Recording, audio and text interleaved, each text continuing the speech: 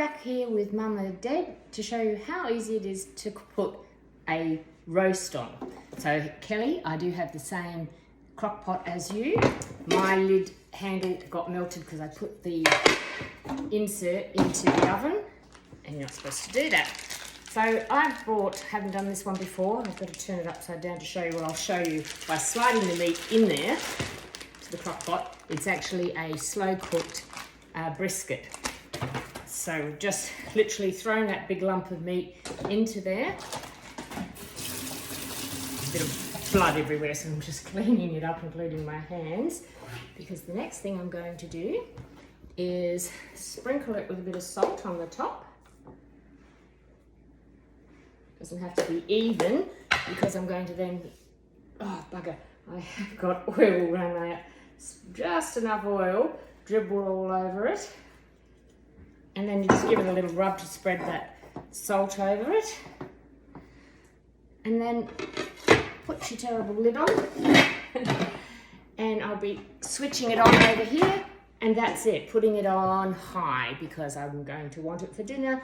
And I want it to sit for a little while after it's cooked, so to help, because the meat's going to be so tender that it kind of falls apart, so I like it to sit a little bit to stabilise. That's it. It is 7:20 in the morning.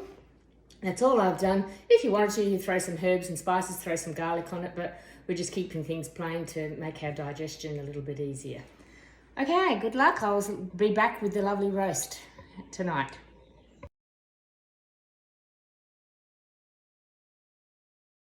Okay, I just lifted the lid, and as you can see, it is still boiling. It is now 2:10, and you can see how tender this is. I'm just putting my finger on it, and it just sinks in. It's just so tender, like you wouldn't believe.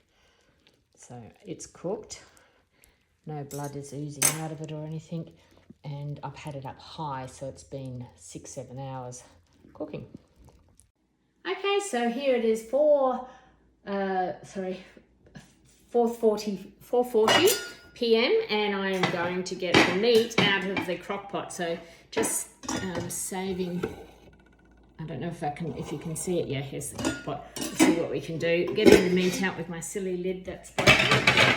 And I'll just put the camera back on here. Oh, which way should we go? It could be tricky. I'll come over here. And the meat is in there. Ow! Myself. These knives are so dangerous.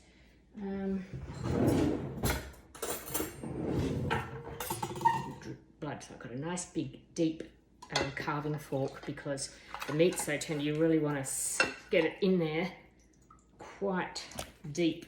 So I'm just plopping the meat down here. So you can see it. It came out. There it is.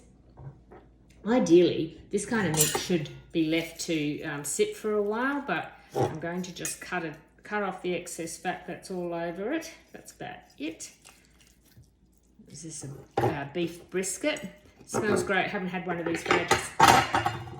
Okay, I'm back. I had to put a band-aid on my finger from cutting it.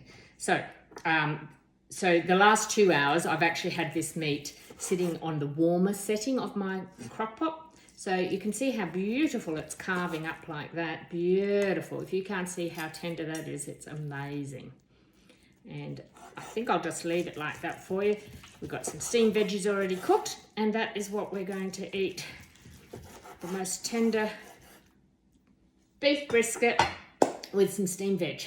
Okay, bon appetit. Too easy, because I mean, you saw what I did in the morning, chucked it in, come along at 4:40 and ready to eat. Fantastic.